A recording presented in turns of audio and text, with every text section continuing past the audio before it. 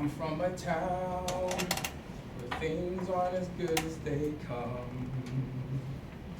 And this picture in my mind, as clear as the midday sun.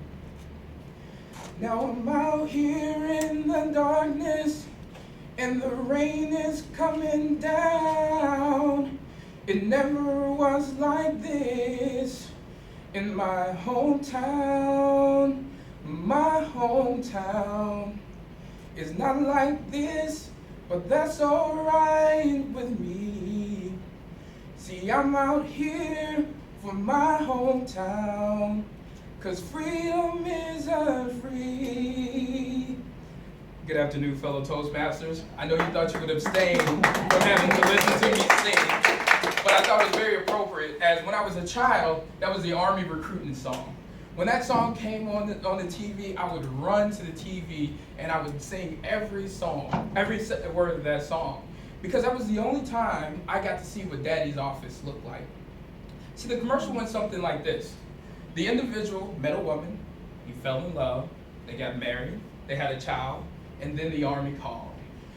The individual had to go off to war, and as he was at war, he was terrified, but he fought an enemy that you couldn't see. And the entire time in the commercial, it keeps reflecting back to his hometown. For he knew that everything he did from that moment forth, the people in his hometown depended on. That's kind of my father's story. He met a girl, he fell in love, he had some children, and then he made a sacrifice that only about 1% of the United States will ever make.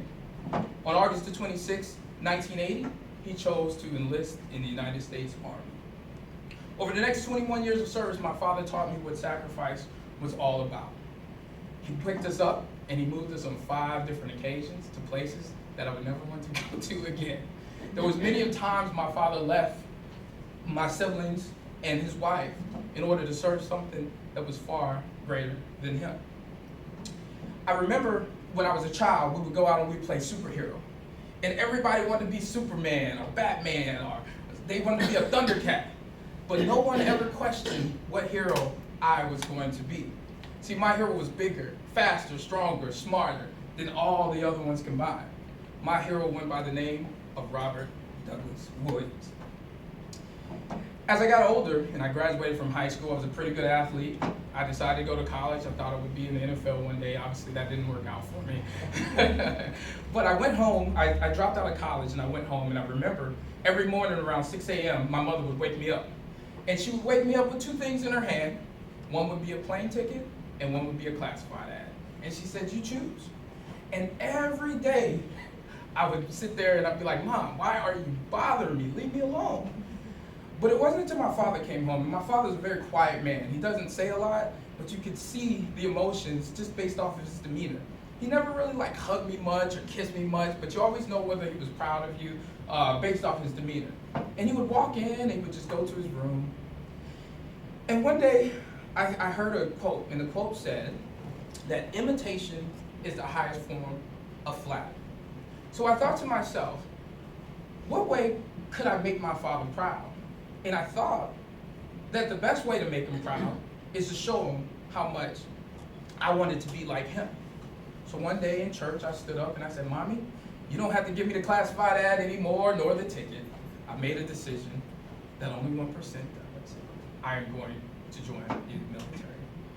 Well, there's a difference between seeing the military and living the military. See, my father woke up every day and he would do PT, and that was all good when you were watching it. But when you actually had to do it, it was a little more challenging. When I started to have to wake up and set alarm clocks, it was a challenge for me. But over the last 17 years, I've moved about 17 times. I've been in places that most people can't even imagine. But my motivation has always been that if today my life ended and my children had to read my obituary, I would hope that they could put their shoulders back, their head up high, they could dry the tears in their eyes, and they could be proud of all that their father had accomplished. I hope that one day, that when my children look at me, they look at me as proud as I have looked onto my father.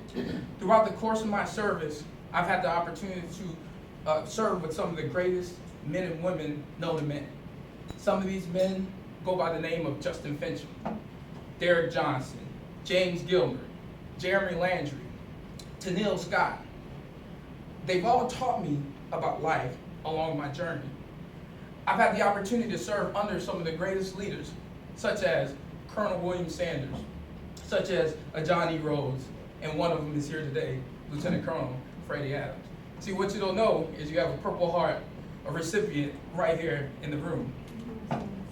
I used to think back in the 90s when the Cowboys were the biggest team. Everybody wanted to be part of it. You either want to be them or you want to be a part of them. But I can tell you with 100% certainty, I'm on a team that can beat anybody.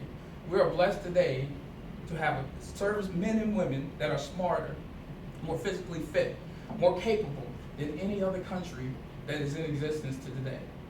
I'm proud of the team that I am on. So when you ask me why I serve, I can tell you with 100% certainty. I serve because of Wilmington, North Carolina, my birthplace.